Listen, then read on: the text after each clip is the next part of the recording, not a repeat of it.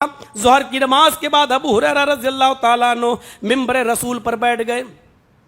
मस्जिद खचाखच भरी हुई थी कि आज अबू हुरैरा तशरीफ लाए, दर्स देंगे।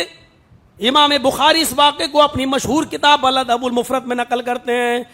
हज़रत अबू हुरैरा रज़ियल्लाहु ताला अन्हु कहते हैं, इस मजमे में हम जैसे लोग कहाँ ये सब पूछते हैं और न पूछ सकते हैं, न पूछने का हक आप देंगे, हमें नहीं दे सकती ये समाज, ये सोसाइटी। अबू हुरैरा रज़ियल्लाहु ताला अन्हु कह रहे हैं, सुनिए, ये जितने लोग सुनने आए हैं मुझे, इनमें से अगर कोई भी अपने किसी रिश्तेदार से नाराज हो तो वो इस महफिल से उठ के चला जाए। अगर हम कह दें तो आधी नहीं बल्कि पूरी मस्जिद खाली हो जाएगी। अबू हुरैरा रज़ियल्लाहु ताला अन्हु ने कहा कि अगर कोई अपने किसी रिश्तेदार से नाराज है तो उठ के चला जाए। कोई नहीं उठ रहा है। एक नौजवान ने जरूर अपना सर नीचे कर लिया, चादर आदर ओढ़ते थे, सर पे डाल ली। अबू हुरैरा रज़ियल्लाहु ताला अन्हु ने कहा, कोई उठा नहीं। अल्लाह की कसम, अगर कोई भी, मैं उसको अल्लाह का वास्ता देता हूं, अगर कोई भी अपने किसी रिश्तेदार से नाराज हो तो वो उठकर चला जाए। उस नौजवान ने अपना पूरा चेहरा छिपा लिया और उठ के जाने लगा। मस्जिद के बाहर दरवाजे पर पहुंचकर पलटता है और कहता, अबू हुरैरा, मैं भी आपको अल्लाह का वास्ता देता हूं, आप उस वक्त तक दर्स नहीं देंगे, कोई हदीस नहीं सुनाएंगे जब तक कि मैं जिससे नाराज हूं उससे गिला और शिकवा दूर करके मैं वापस नहीं आ जाता। मैं नहीं चाहता कि मोहम्मद रसूलुल्लाह की वो हदीस सुनने से मैं महरूम रह जाऊं। गया और अपनी खाला के पास जाता है, उनको मनाता है और माफी तलाफी करता है, और खाला ने भी सिद्क दिल से अपने भांजे को माफ कर दिया। फिर आता है, खाला ने चलते वक्त इतना जरूर कहा, भांजे मेरी तरफ से अबू हुरैरा रज़ियल्लाहु ताला अन्हु से इतना सवाल कर लेना कि एक आदमी अगर महफिल में अगर नाराज है तो उससे फर्क क्या पड़ता था, पूरे मजमे को आपने हदीस क्यों नहीं सुनाई। एक दो आदमी अगर नाराज है तो रहने दें, क्या फर्क पड़ता है, लेकिन एक दो आदमियों की वजह से आपने हदीस सुनाने ही से मना कर दिया और यह कहा कि मैं उस वक्त तक नहीं बोलूंगा जब तक कि जो नाराज हैं वो उठ के नहीं चले जाते। आखिर क्या फर्क पड़ रहा था आपके ऊपर, यह मसला पूछ लेना मेरी तरफ से।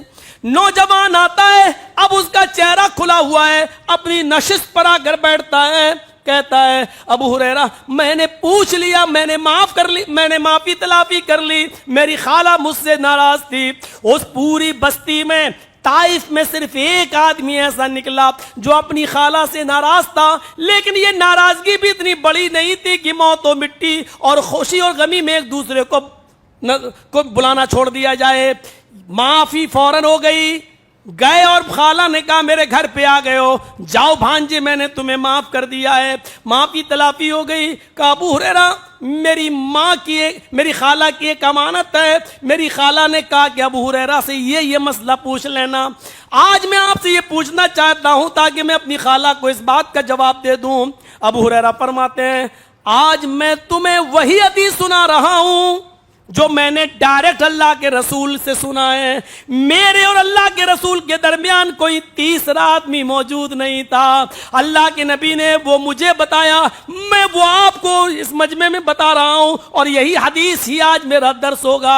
मैंने जनाब मोहम्मद रसूलुल्लाह सल्लल्लाहु अलैहि वसल्लम से सुना है, आपने फरमाया, जिस महफिल में, जिस मजलिस के अंदर अगर एक भी शख्स अपने किसी रिश्तेदार से नाराज होकर आया है और बैठा हुआ होता है तो पूरी की पूरी मजलिस पर अल्लाह की रहमत व गशियत फिर नाजिल नहीं होती है। अल्लाह अपनी रहमत और अपनी गशियत को रोक लेता है, फिर वो पूरी की पूरी मजलिस उससे महरूम कर दी जाती है। मैंने ये सोचा कि जब अल्लाह की रहमत होना ही नहीं है तो मैं अपना वक्त क्यों बर्बाद करूं, जब रहमत के फरिश्ते आएंगे ही नहीं तो अपना वक्त मैं क्यों बर्बाद करूं। इसलिए मैंने सोचा कि मैं उस शख्स को भी या तो वो नाराज है तो माफी तलाफी करके आ जाए, या फिर इस मजलिस से चला जाए, ताकि अल्लाह की रहमत और गशियत नाजिल होने लगे, रहमत बरसने लगे। जिस मजलिस में एक आदमी भी अपने किसी रिश्तेदार से नाराज है तो अल्लाह ताला पूरी मजलिस से रहमत को रोक लेता है। मेरे भाइयों, हमारी मजलिसों का क्या हाल होगा, हमारे जलसे जुलूसों का क्या हाल होगा, ये तो अल्लाह ही बेहतर जाने, क्योंकि ये पावर हमें भी नहीं है। क्योंकि आप भी सवाल करेंगे, हमारे बारे में पूछता है, तेरे भी रिश्तेदार मौलवी साहब तुमसे नाराज होंगे, और इसमें कोई शक नहीं है। मेरे भाइयों, हम भी इंसान हैं, उलमा भी इंसान हैं, हाफिज भी इंसान हैं, एक दूसरे की रिश्तेदारी एक दूसरे से लगी हुई है, और हर घर घर का ये मैटर हो चुका है। लेकिन अल्लाह के रसूल के जो औसाफ हमीदा हजरत खदीजा रजी अल्लाह ताला अन्हा ने बताए थे, आपको मालूम है, जब अल्लाह के नबी गारे हिरा में गए और आपको दबोचा गया और भींचा गया, और आप खुद फरमाते हैं, लक़द खशीतु अला नफ्सी, मुझे ऐसा लगा कि कहीं मेरी जान न चली जाए। और फिर गारे हिरा छोड़कर जब घर पे आए, कहा, खदीजा चादर उड़ाओ, जम्बिलूनी जम्बिलूनी, मुझे कंबल चादर उड़ाओ। चादर उड़ा दी गई। क्या हुआ कि मुझे डर लगता है, मुझे अपनी जान का डर लग रहा है, कहीं मेरी जान न चली जाए। फिर पूरा वाकया बताया कि गारे हिरा में ऐसा ऐसा हुआ, खदीजा मुझे बहुत डर लग रहा है कि मेरी जान न चली जाए।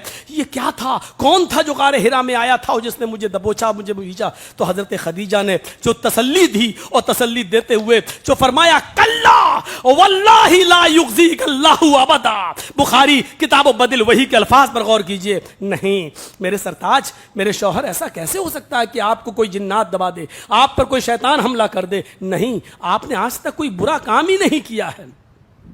अल्लाह आपको कभी जाय नहीं होने देगा, कभी रुस्वा नहीं करेगा।